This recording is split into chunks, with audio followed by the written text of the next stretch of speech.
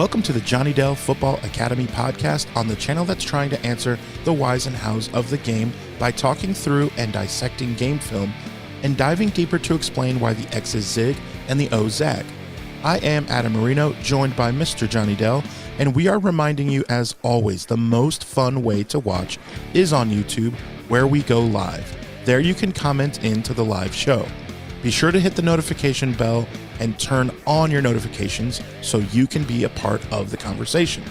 We also stream live on Facebook and X. Also, the audio versions are always found on Spotify, Apple, wherever you get your podcasts. Now, if you are live with us in the chat, it's probably because you are subscribed, you've hit the notification bell, and turned those notifications on. So, when sharing with your friends, be sure to let them know.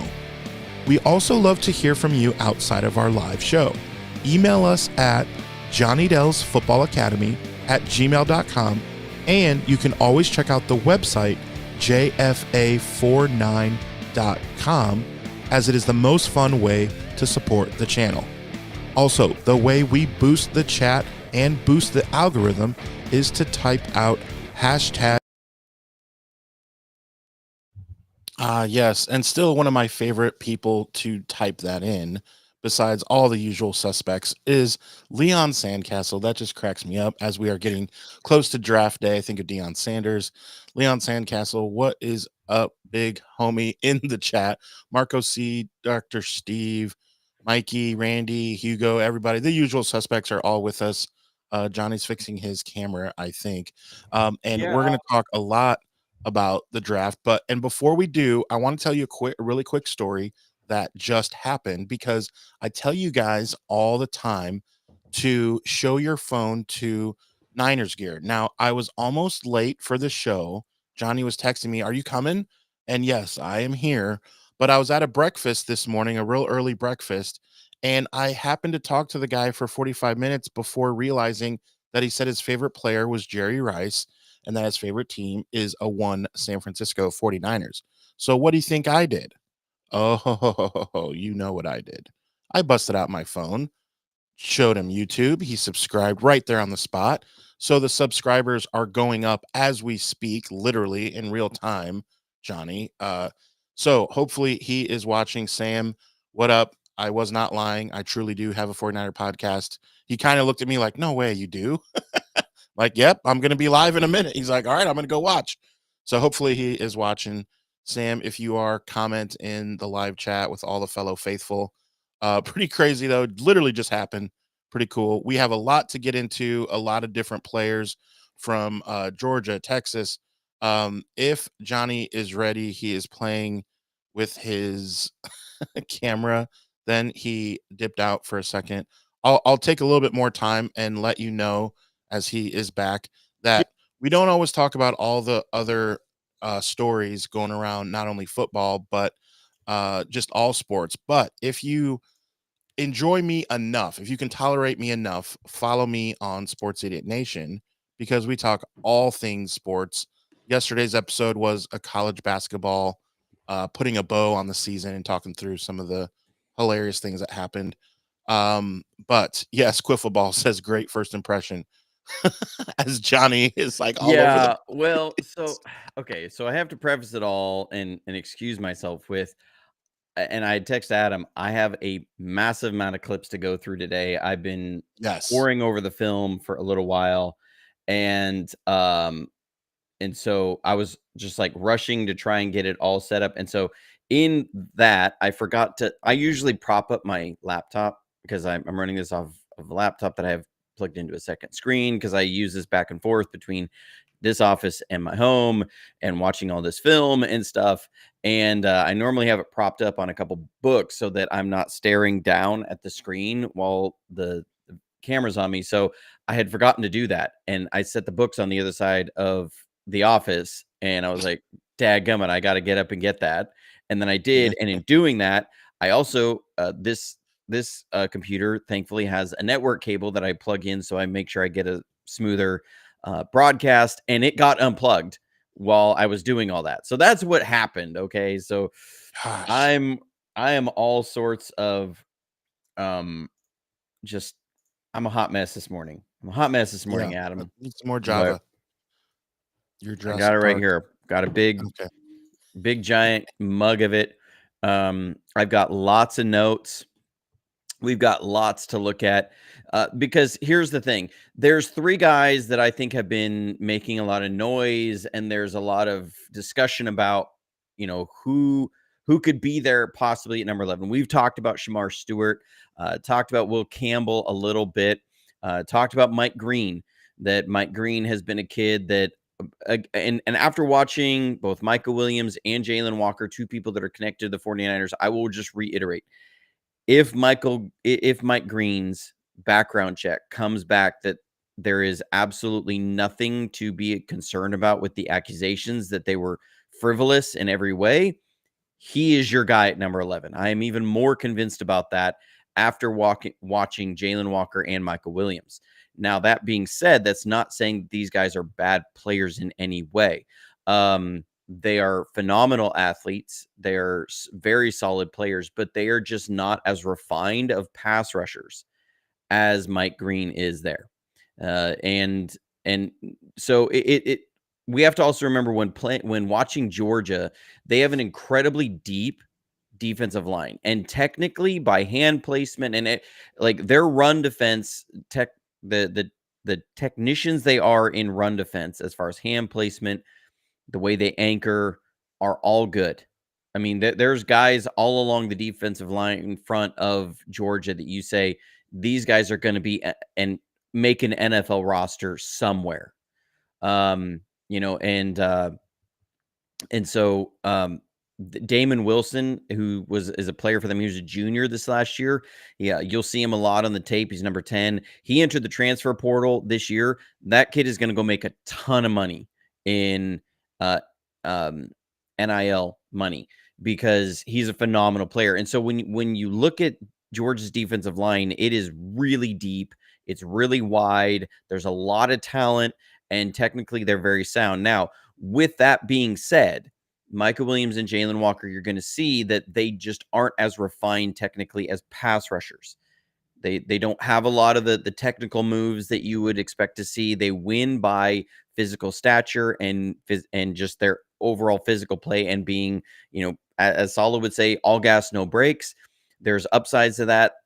There's some struggles and challenges they will face at the next level.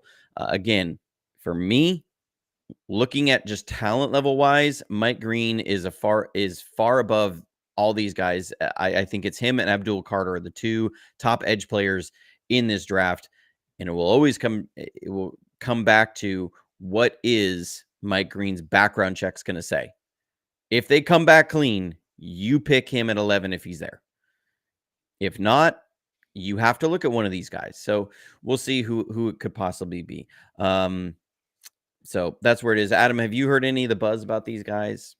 A little bit.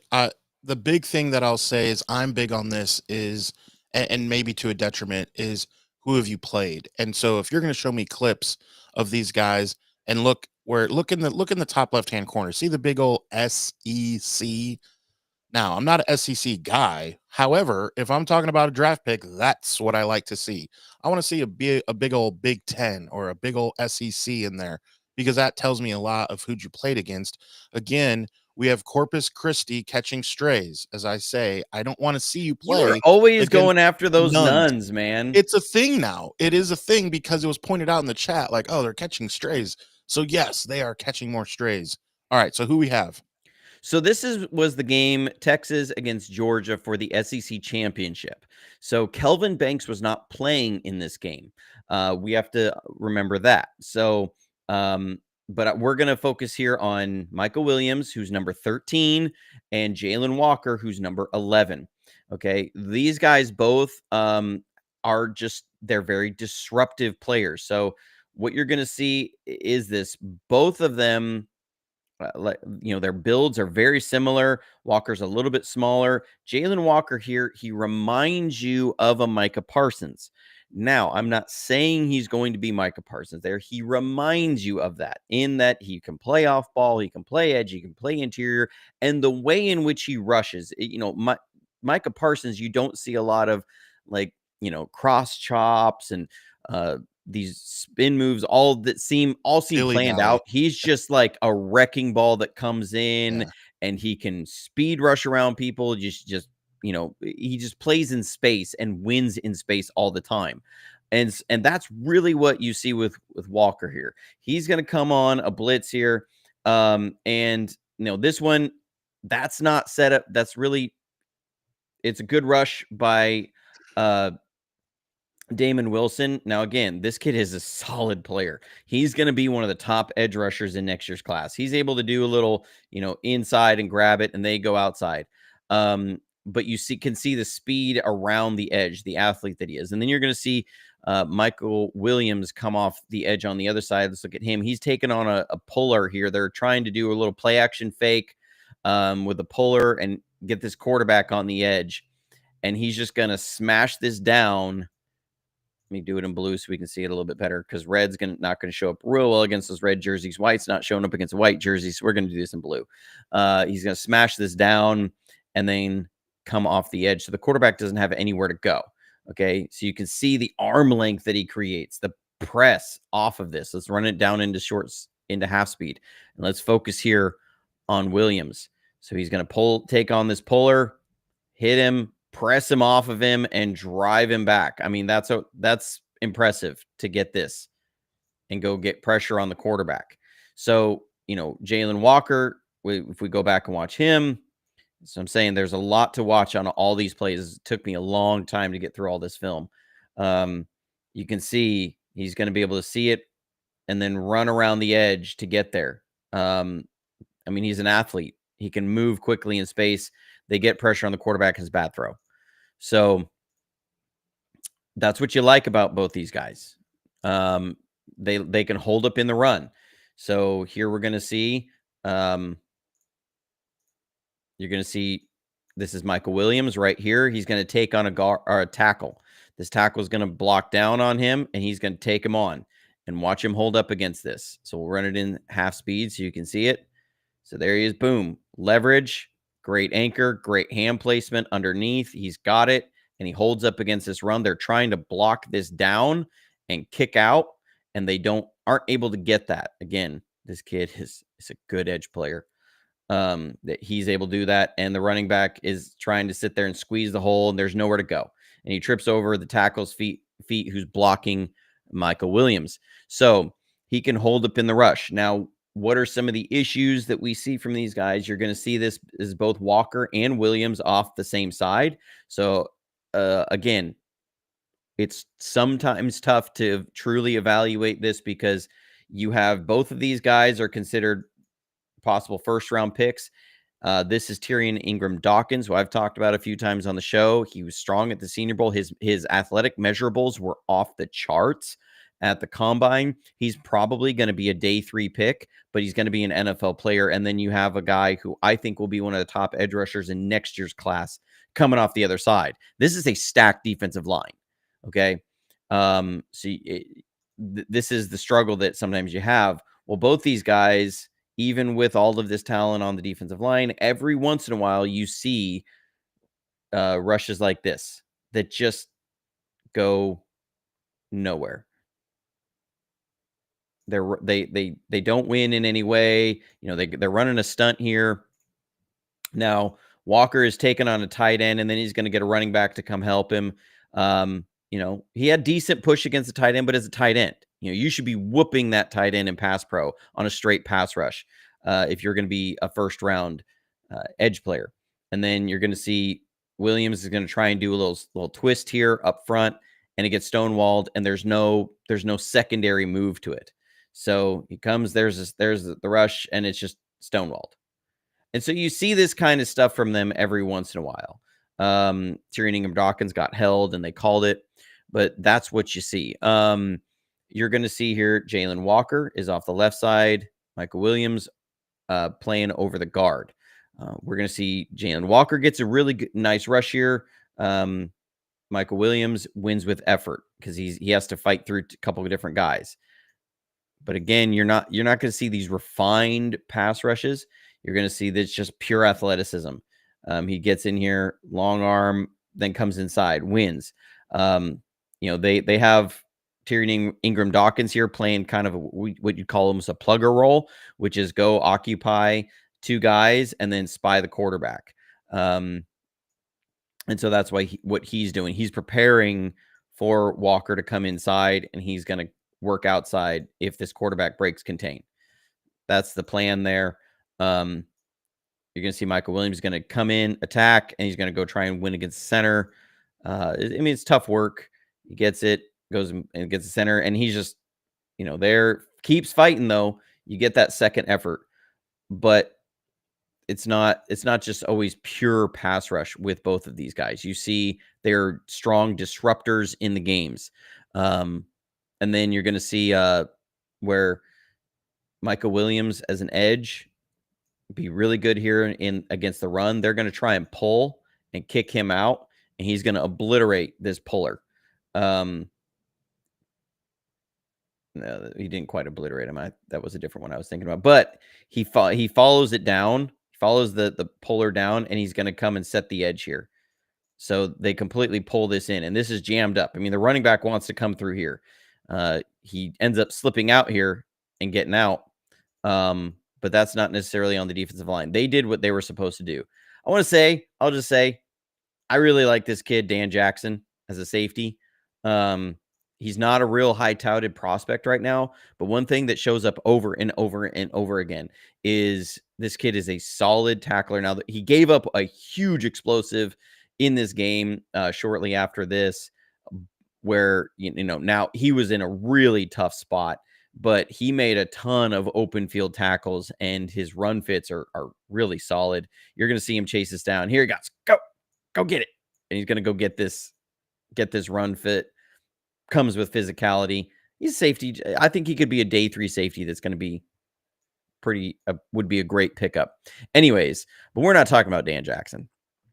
We're going to see then more of these two guys. And so this is where, again, with Jalon Walker, I struggle. He's not a prototypical edge. He's not just a straight edge player. They lined him up off ball. They lined him up on the edge. They lined him up, as kind of this joker role. He was lined up in a lot of different spots. So how does he fit with the 49ers scheme? I don't see, people are talking about that we could do the same thing for, base downs. He's an off-ball linebacker, then pass rush, move him up to the edge. I just don't see us doing that with him. We're not that kind of team. That's never been really our modus operandi. I just don't see it. They might, if they draft him, I would be very surprised in the 11th overall pick on a player that they're going to try and move around. But it does showcase his athleticism, that this kid can run the ball down. And he understands some run fits. But we're going to see that Walker's going to come and try and set the edge, and he's going to get pancaked here. So not a great rep on that, but you're going to see a really great run fit here from Jalon Walker, that again showcases his physicality, his violence in the run fit, gets in there, fights through it, fills it, makes the tackle. It's what you like to see. He's got that mentality of attacking. Now, I don't love this edge holdup by Mykel Williams. He's getting double him. There it goes. Pancakes. Now he's gonna say, I ended up on top, so I won. But if it's not for that great fit by Jalon Walker, that play is gonna get kicked out a little farther outside. So that's the first 6 clips I have there, and apparently we lost Adam now. So we're in all sorts of hot mess this morning. And Stuart is letting me know it's Mykel. So, okay. I do apologize to Mykel Williams. It's Mykel Williams. But that is the first 6 clips I have. I have 20 more to go through. Holy cow. And yeah, I had issues just like you did with my camera. I'm like, what in the world? So I reloaded and came back. It's all good. All right. We're back in business Freaky now. Friday. It is what it is. Yes. The NFL does not want us. And why is this not now not allowing me to share my screen on this. Okay, there it Oh is. my There it is. gosh. It freaked out for a second. It freaked out Yes. for a second. Express. Okay, so we're going back in here. Let's take a breather and a sip of coffee. Okay, but what else do I really like about these guys? Mykel Williams, relentless motor. That shows up a lot here. He's going to have a relentless motor. He's going to fight through 2 guys to get the sack here. Man, I mean, well, you can see what I mean. Like he just, like, these guys, they remind you, both of them really, of Micah Parsons, in that they just keep fighting. They'll just sit here and fight and get through and burst through. That they seem like they're so slippery, it's really hard to get hands on them and block them. And so you can watch this. He's taken on both a pulling guard and a pulling tight end, and he's going to work through both of these guys. So there it is. Pow, pow. I mean, it's just, he just keeps going, keeps coming at you, keeps moving towards the quarterback at all times. So you really do like that. Here, we're going to see Mykel Williams against Kelvin Banks. Okay, this is the matchup we've been waiting for. This is Kelvin Banks Jr., possible number 11 overall tackle, versus Mykel Williams, possible 11 overall edge player. So what are we going to see here? We're going to see, I'll let everybody watch it first. So we'll go through this first. Nasty arm over move. Excuse me. This is not Kelvin Banks Jr. I'm so sorry.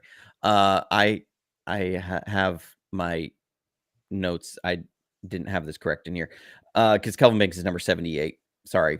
We're going to see a nasty arm over move here from Mykel Williams.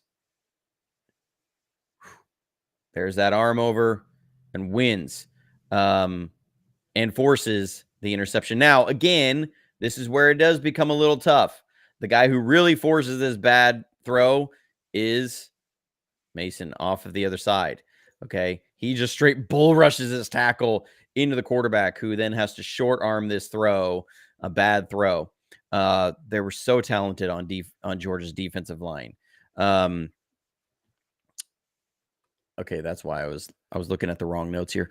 We're going to see, again, Mykel Williams on here set the edge against the run. They're trying to kick him out. Watch him set the edge against the run. Boom, that long arm. He's got long arms. So he's able to get into the tackle, hold him off with one arm, and also be available for the edge. And Adam is having all sorts of issues today. So there he is back. Long arms, he's able to hold up and set the edge. You can see how the struggle he's given that tackle. And then he's going to disengage and go make this tackle. There it goes. Pow, gets in there for the tackle. A lot to like about this kid. He's got the length, he's got the burst, he's got the speed, the athleticism, the power. There is a lot there to like. So when I say I maybe have somebody else ahead of them, this is not saying that they're bad players in any way. This draft class has a lot of great defensive players. Okay, here you're going to see him playing as a 3 technique. That's also another thing you see with Georgia. These guys play all over the defensive line. So you're going to see him hold up here against the double team, just anchor. I mean, what edge players are you going to see? How many edge players out of this class are you going to see that are able to be lined up at a 3 technique and then anchor against a double team here in the run? Very few. So, just impressive stuff that we see from Mykel Williams. Now, again, what I've said is he's not as refined of a pass rusher. Now we are to the main event of Kelvin Banks on him. And you're going to see he tries to set up a spin move here. And he tries to do this little spin move on the outside. Doesn't really work. But you do see this closing speed from Jalon Walker. So let's watch him. he's spying the quarterback here. You're going to see this once the quarterback takes off, boom, go close. Quarterback's got to get rid of it. He wanted to run the ball, but he's got to get rid of it because he's being chased down by this guy. So you just see the athleticism of Jalon Walker jumps off the tape. We're going to continue. So now, see, this is tough because Kelvin Banks gives up a sack here. And he's going against this is Jalon Walker now against Kelvin Banks. So you're going to see the initial rush. He's going to go for the speed and into power. And Kelvin Banks is going to kick step out. He's going to anchor and he's going to get moved, but he's going to hold up pretty well. Quarterback's going to hold the ball for a long time. And then as he goes to take off, Jalon Walker's going to go get this sack. So this is one, technically they both kind of win here. It's a great fight. You can see him fighting. He's going, Kelvin Banks is expecting his quarterback to have stepped up. And so he's trying to throw him past the quarterback. And you can see his reaction afterwards. He's blaming his quarterback. What are you doing? You're supposed to be out of there.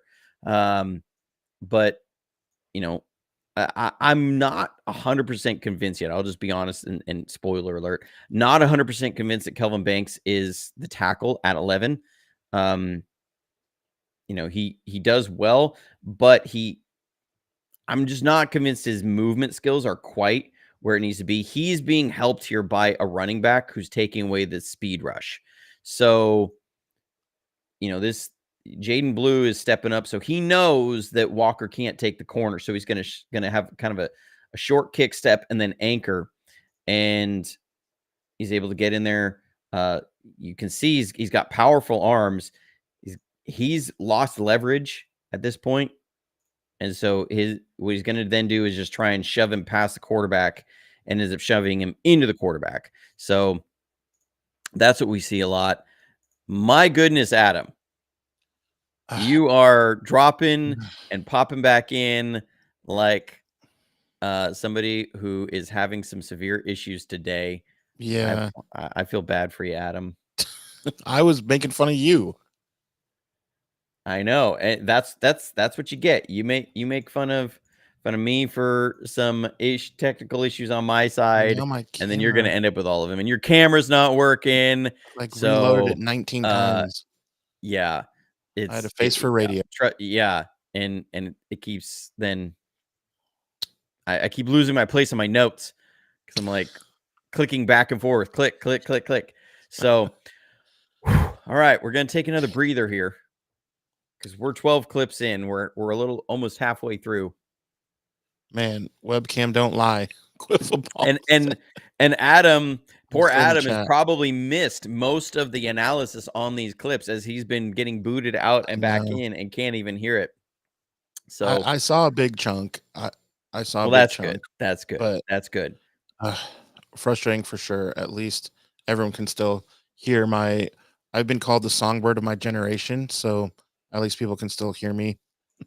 Yeah. Okay. Little Step Brothers reference. Who you got now? All right. So now we're going to look at Kelvin Banks here. They're going to run a little wide zone here. I just don't think he gets quite enough push in this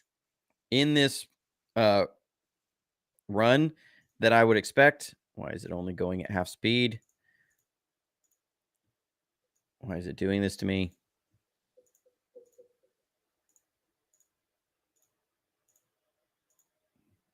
Just 1 second. Sometimes this freaks out when I keep loading clips up into it.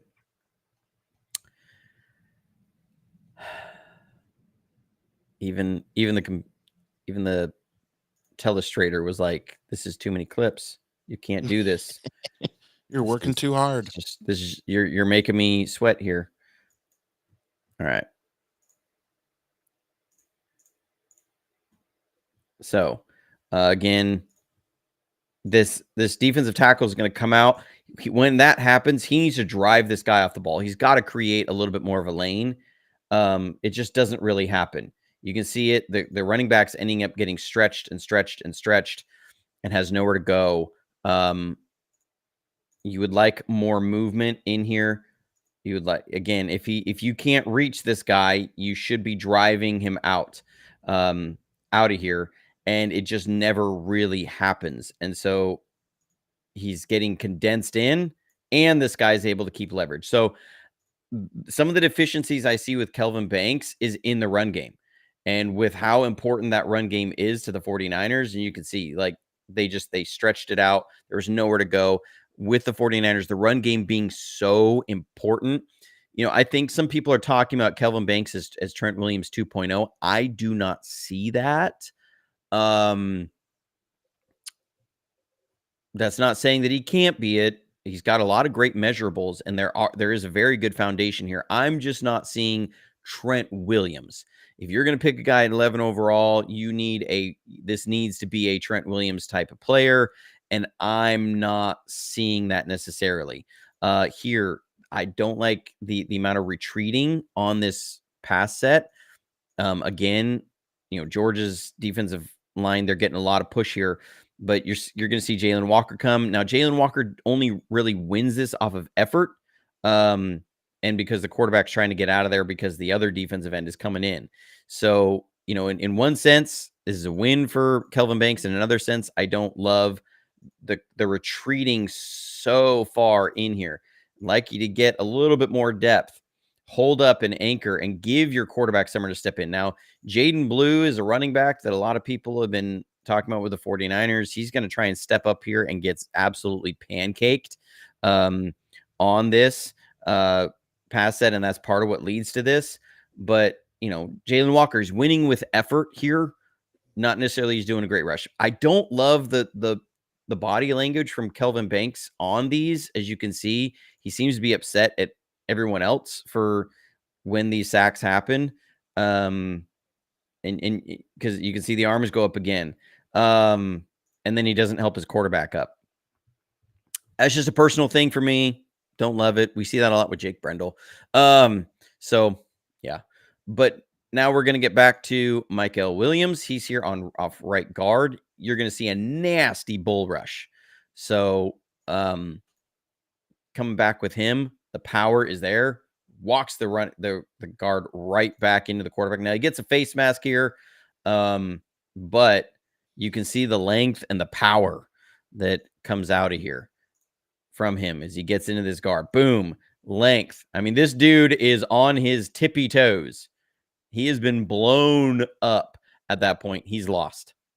So, there it comes off of him. Bam. And then now he goes and gets the quarterback. Now, again, can't have the face mask, but that's a sack that wasn't counted as a sack. What I really do like from Banks here as a pass blocker, he's really aware, very high awareness. This reminds you of Dominic Puni, okay, where they're going to try and do a little twist here, and he's going to pick this up really well. He keeps his eyes available to these things. Bam, there he is. Look how smooth that pickup is on that twist. So, they're bringing these guys down and around, and watch the eyes, the smoothness. Once he sees that guy cut in, he says, okay, I'm looking for this guy looping around. And he sees it, gets off there, and look at the arm length. This is what you do like, the measurables. The arm length to get into the other guy before he can really get into you and control that rush. So great stunt pickup there. And this is what allows the quarterback to then take off and get some get some yards with his legs. So that's what I like. Now, you're going to see Mykel Williams here again versus Banks. And this is where Banks is, you're going to see why people really like him, which is he can be a premier pass blocker. So gets the kick step out. He's alone in space versus Mykel Williams. And boom, gets him in. Williams is trying to set him up on the speed and then come inside with power, and he runs into a stone wall. And so, that's a win for Banks. Now, if we look at who else we're looking at, again, this kid is so disruptive off the edge. But watch Jalon Walker here. This is where, again, he's hard to figure out. If he's an off-ball linebacker, I think he's a top 45 player in this draft. If he's just an edge player, he's a top 45 player in this draft. What does that mean when you can do that as both? I don't know. It's hard to figure out. You're going to see him here. He's in a spy on the quarterback. Boom. Watch the closing speed. That's this is where it's perplexing. Where do you play him? And man, it's impressive. Do you play him all time, full time off ball and let him use that tool? Or do you play him at edge and now he doesn't use that tool? It's just perplexing for me as a prospect with the 49ers. If I'm looking at the Washington Commanders, they're going to go pick him. Like that he makes a ton of sense for the Commanders. With what Dan Quinn has done, he makes a ton of sense for Minnesota with what Flores does there. Like he would be a phenomenal player for Minnesota. I just don't know how he fits with the 49ers. He's a phenomenal player, great football player. I don't know how it fits in with the 49ers. Now we're going to see that you have, again, Mykel Williams against Kelvin Banks. And again, you're going to see the arm length here of Kelvin Banks be issues for edge players. Again, this kid off the other side, they're so disruptive. They got so many players, and this kid is going to be a good edge player. He whoops the right tackle, but we're not focusing on that. Sorry. We're focusing on this matchup over here. So Williams is trying to come in. Boom. There's the length. Okay. Mykel Williams is a long player, and he's trying to get into Banks, but Banks is able to go grab him. And this is a big man that once he gets his hands on you, it is tough to win. You see the hand fighting, and he wins. Like he's buried Williams. So these are the traits that people look at with Kelvin Banks and say, you go get your pass protector. Very good pass protector. He's got the length. He's got the size to anchor. They just got blown up on the other side by the other edge. So, and then Jalen Walker, with the effort, again, you see the effort. He's always coming. He's always going. There he goes. He's going to go get that fumble. But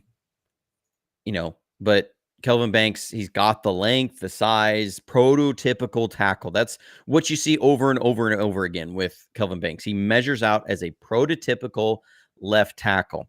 Now, again, my issues are going to be in the run game. They're trying to run a wide zone. He's got to cut off Tyrion Ingram-Dawkins on the backside here.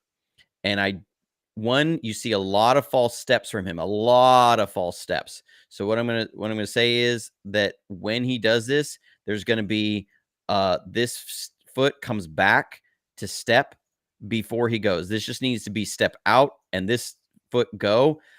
There's got to be a little bit more lateral movement here. So you can see there's a reset here. This one wasn't as bad as most of them that I saw, but he's trying to get across, doesn't win. He's got to get this helmet on the other side of Tyrion Ingram-Dawkins and swivel these hips and cut him off.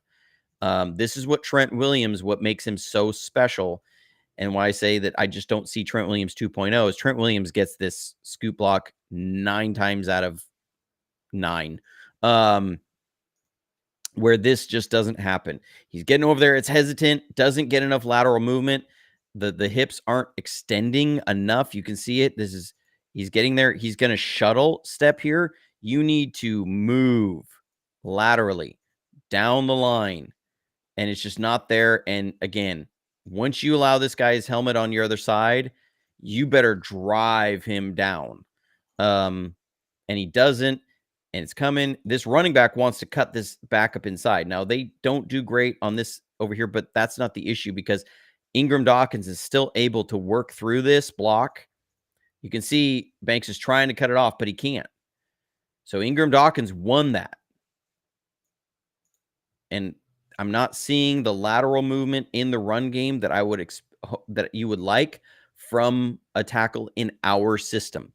That tends to pop up several times in the film, and something that does make me wonder about where the 49ers put him in their draft board.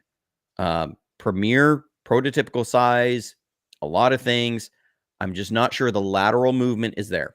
That's what we're seeing so far. So I got one more slate of clips to go through. All right. How you feeling? Like I need more coffee. Yeah. Hey, real quick, let's answer one question. Stuart Hickey asks, how much of a concern is Banks lunging?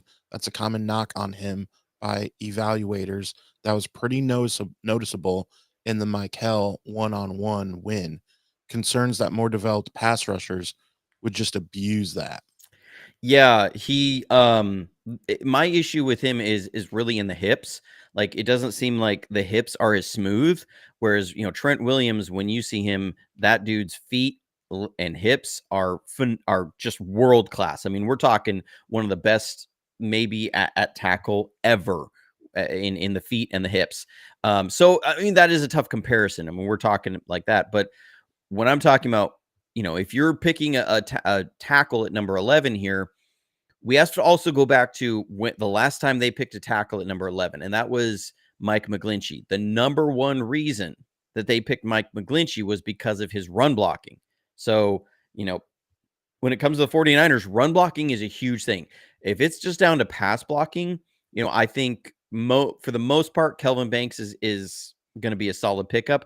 But like you said, I do see a little bit too much upper body lean and lunge and reach.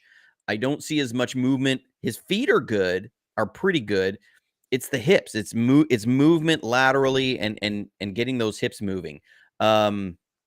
That's where I have some issue there with Kelvin Banks. Again, I think he's a very good player. I'm just not certain on 11th overall.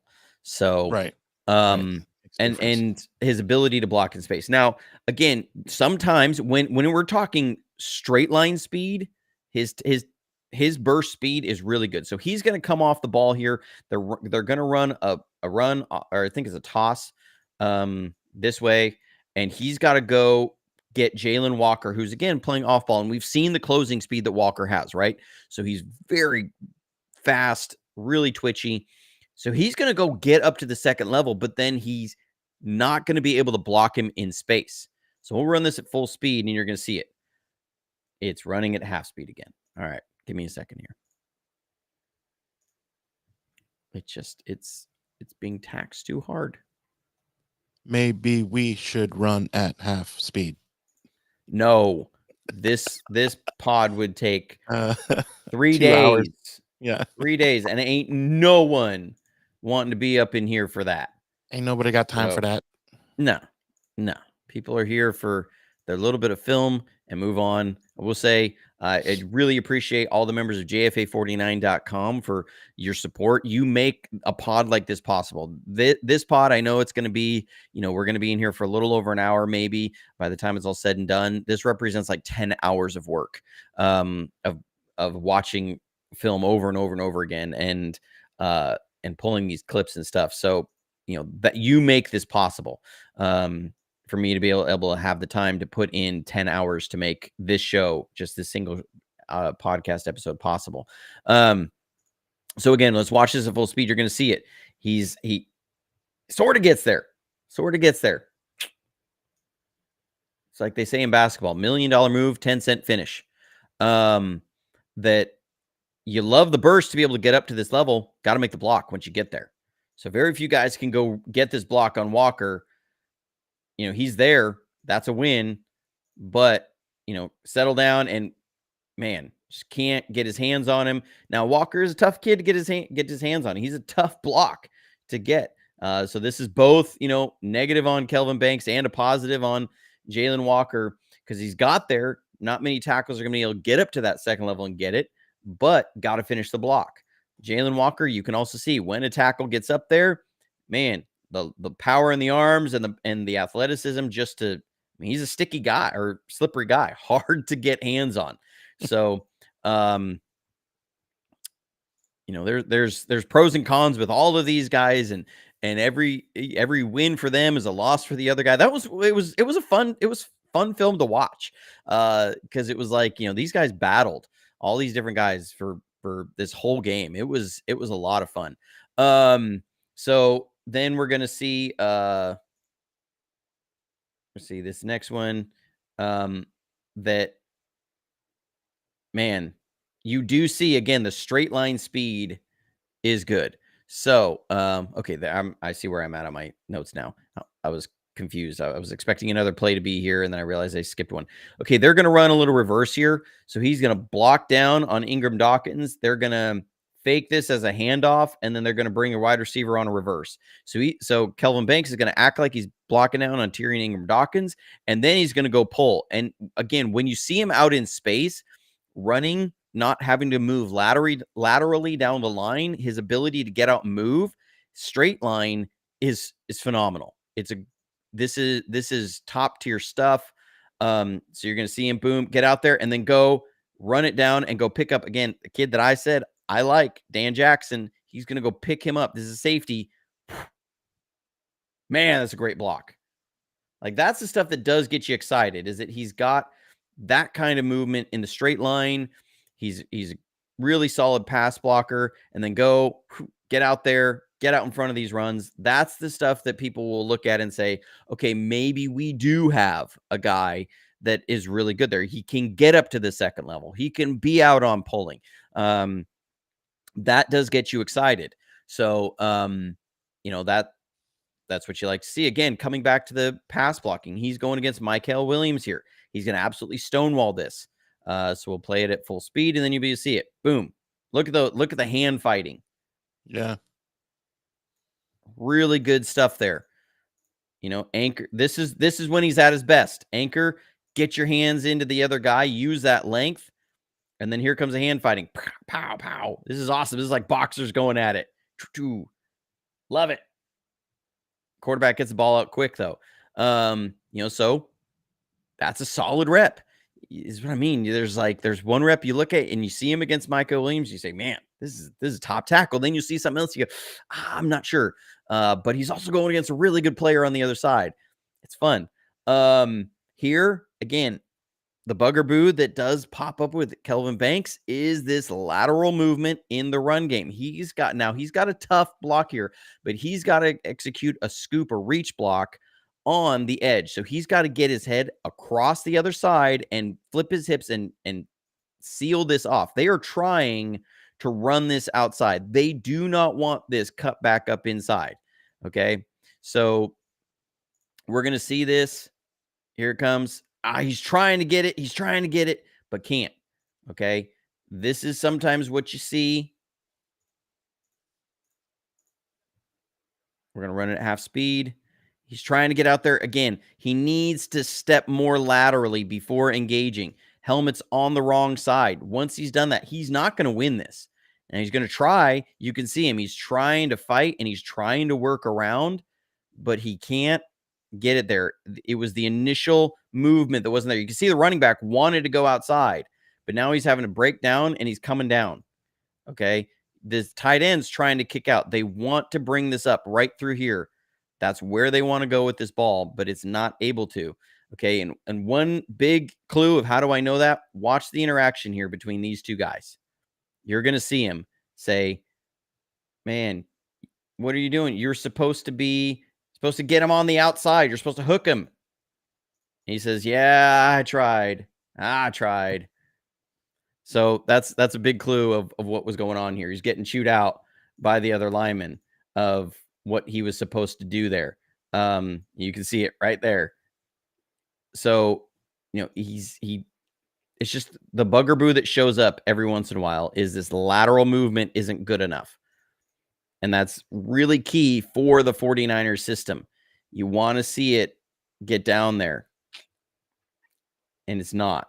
He just doesn't quite get down the line quickly enough. Can't hook him.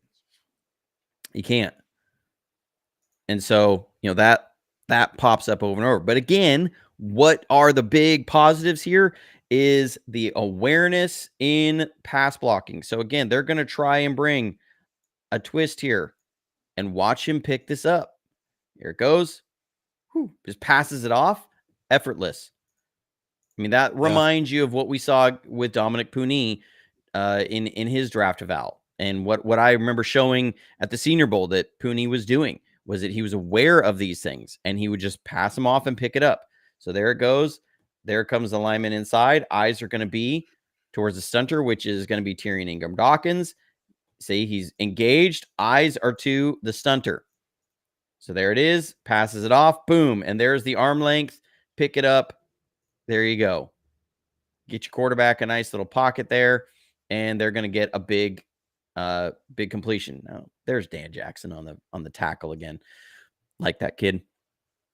But again, you're going to see just sometimes, like we talked about, the feet and the hips don't move in pass blocking. He's here against Mykel Williams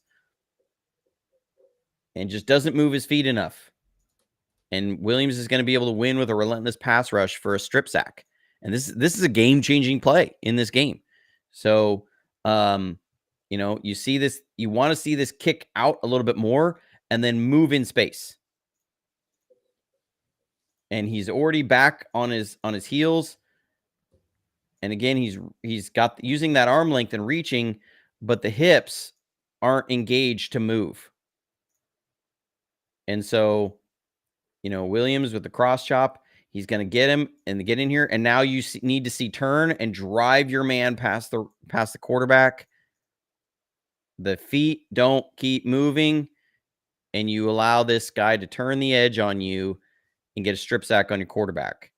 So, that's what you see, is that the hips don't move in some of this pass rushing that you would like. And so they get a strip sack, game-changing play.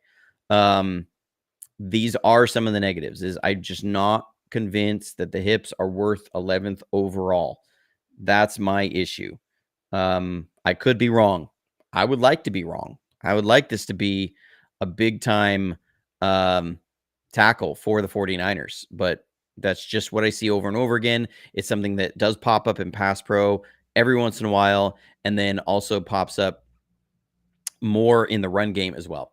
But like I said, when he can get that straight line speed, he is a devastating blocker, and he can get out there. So here he is. Watch this block.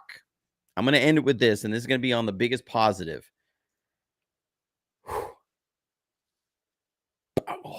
Oh, that's Trent. Oh my God, that's Trent Williams in motion. Remember? That is so. I was just gonna say I was gonna leave. I left this one for last on purpose, for a reason. He takes this man's soul, and so he's got the mentality of a Trent Williams. He's got the straight line speed of a Trent Williams. This is what you do like. That man, he takes this man's soul. I saw this block and I was like, oh my goodness. Watch the sideline here. Okay, you're gonna see them react to this hit. Oh, they're going jumping up. Oh, yeah.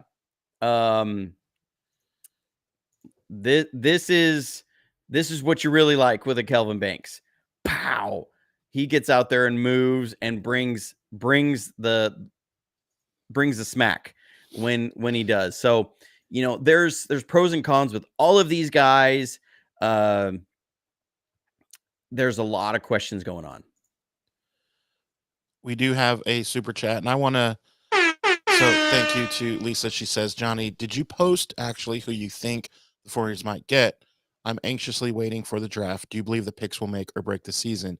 And I will say that this draft is a little bit different in that we talked about how much talent is there in the trenches, and we talked about the amount of draft picks that we have. And coming off such a bad record last year, I think that this draft matters definitely a little bit more than maybe the others in that sense. I know Johnny is a little bit iffy on saying who he flat out thinks they'll get. Am I wrong there? Well, no, you're not wrong. Just because I'm somebody, I have to make all the variables make sense, and so it's hard for me to sit there because I see like 5 guys that all could be there. Now, again, And there's so many different variables. This draft has so many variables to it.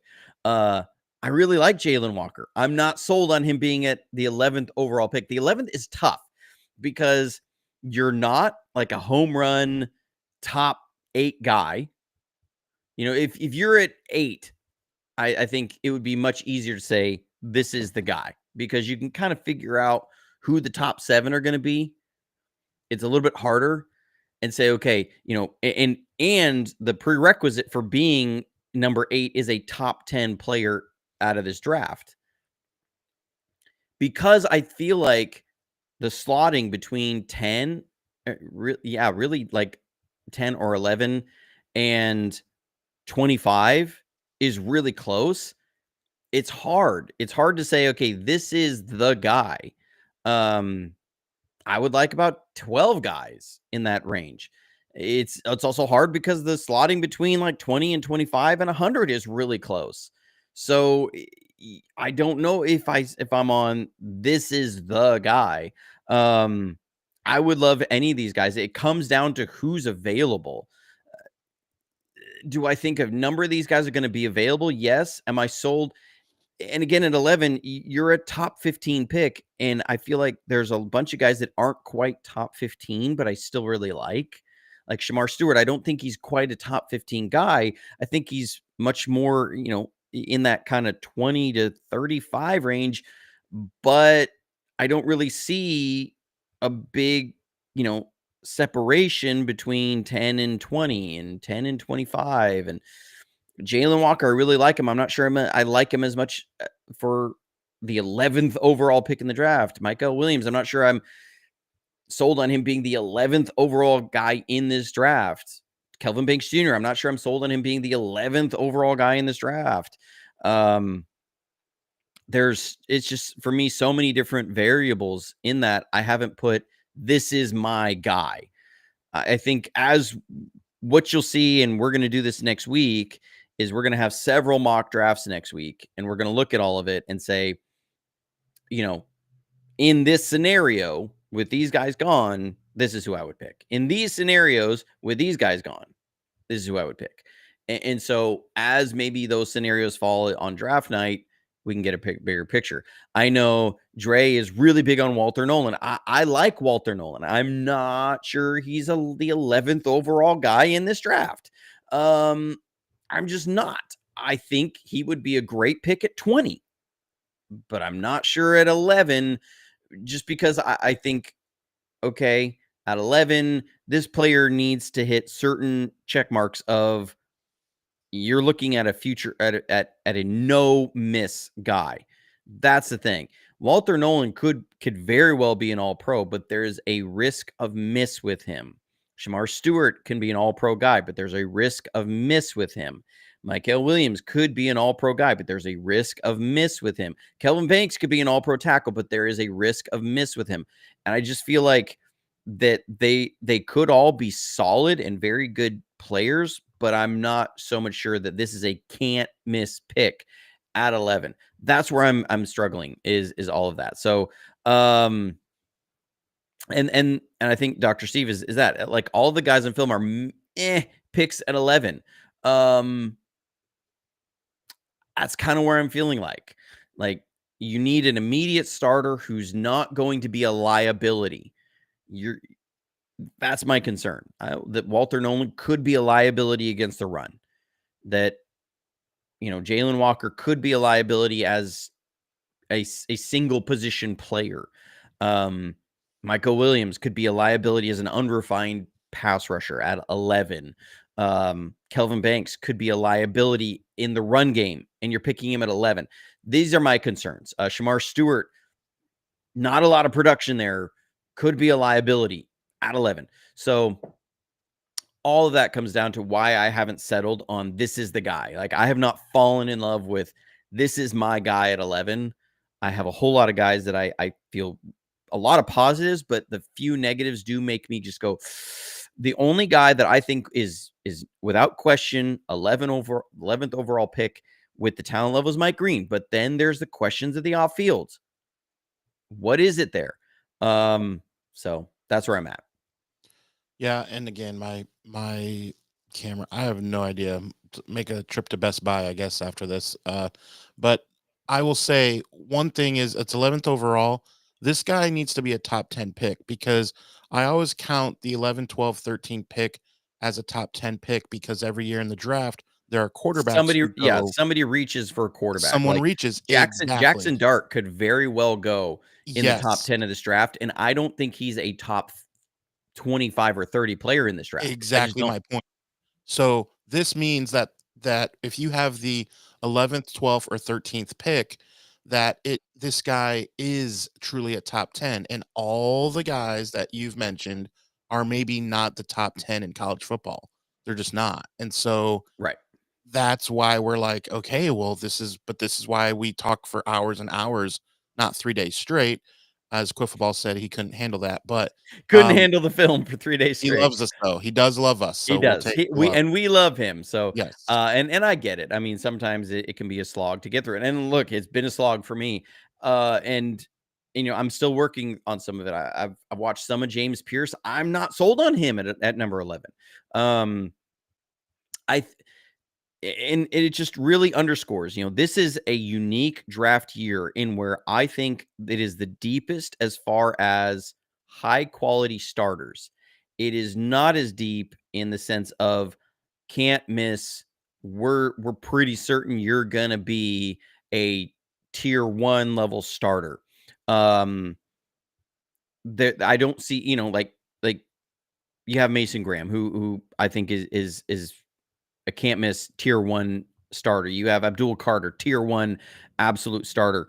Everybody else, there's some question marks, but there's still going to be a high quality starter that you have a probably like 100 tier, somewhere in that low tier two to high tier two range of starters. And like Lisa said, this is the draft to trade back on. You have to have a buyer though. I think a lot of GMs are looking at this. I think there was one NFL executive who told somebody, I can't remember where it was, I saw it on X, that they were looking like if this was the year to trade back and pick up an extra pick, that's what you want. A lot of people are looking to sell. When you are in this is a market where for the draft, a lot of people are trying to sell. Buyers have a whole lot of leverage. So you're not going to get a big haul for somebody moving up 20 to 11 because that person can easily move up from 20 to 12 or 20 to 13 for much cheaper and probably still get the same guy or same quality of guy that they were looking for. So you don't have this a lot of people really jonesing to get up there. The Chiefs at 31 are going to have an opportunity for a very good quality player. The Eagles at 32 are going to have an opportunity for a very good quality player that could be a day one starter.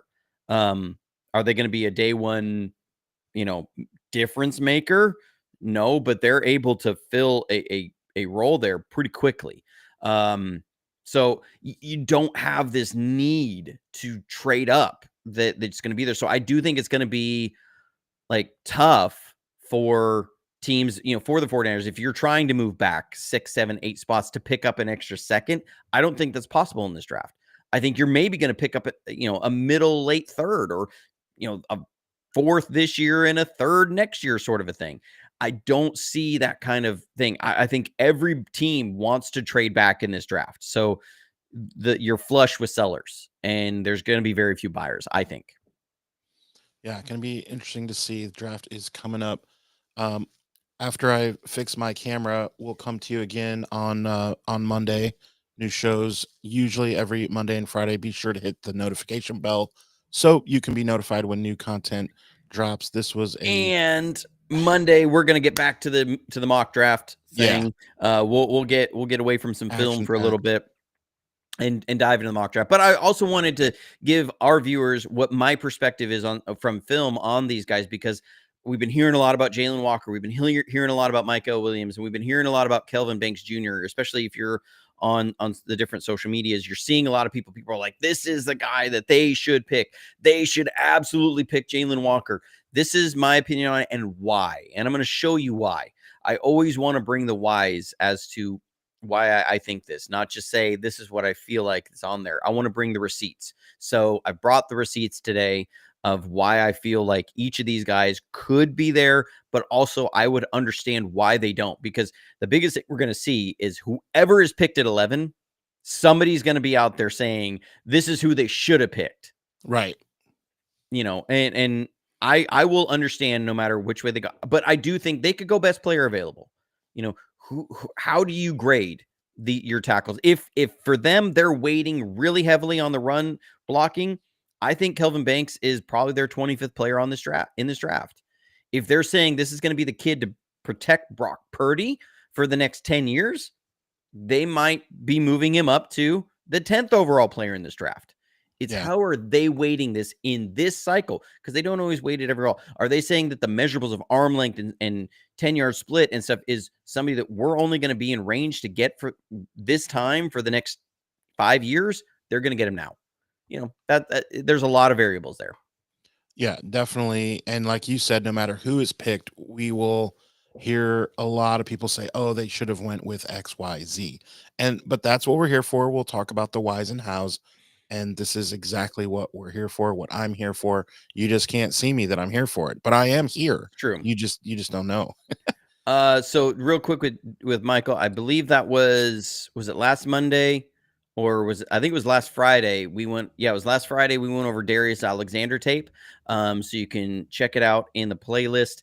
If you go to live on YouTube, you will see it there. I believe we started on the film like around the 10-minute mark, 15-minute mark, and we went through a bunch of Darius Alexander film. Love Darius Alexander. I think he's a great player. The question is, you don't see a lot of games like this. This is a great game, these two games of seeing Georgia versus Texas, because both these teams have a lot of talent. And so you get a really good eval of pros and cons. Darius Alexander was beaten up on a lot of guys who are going to be at best day 3 picks. Now he had some games that were better, but and the flashes that he showed are just phenomenal. The bend and the burst and the power and all that stuff. So I really like Darius Alexander. I really like him as a 2nd-round pick. My dream draft scenario would be that Mike Williams, that all of these accusations are completely 100% frivolous. There's no basis for them at all, that they have hired a private investigator to dive into every single bit of his personal life and have found out that he's clean as a whistle. And they get Mike Green in the 1st round and they go get Darius Alexander in the 2nd round. That would be my dream draft situation for, everything working out. But that's where it is. With Dr. Steve, Georgia 2 gaps. There is a lot of 2-gapping there with Georgia. They are a multiple front. So a lot of times it's more of like a 1.5 gap. So they're assigned 1 gap and then they have to anchor their guy down into at least half of a gap of another.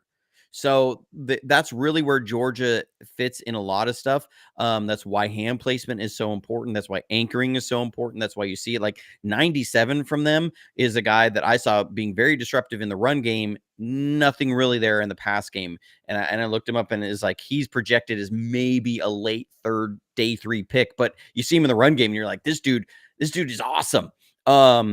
But then you start looking at the pass rush attempts and there's not a lot there. But that's where Kirby Smart really does it, is hangs on that kind of 1.5 gap, not true 2 gapping. But they move and all of their guys do it. So they move guys all over the line. Because then it also makes it harder for the offensive guy to say, okay, we're going to hone in on these gaps and we're going to do that. So there is a little bit of a change up there as far as, guys just attacking 1 gap. That's the biggest thing I saw with Tyrion Ingram Dawkins is there was a lot of reading. It was, grab and read and hold and anchor and play run first.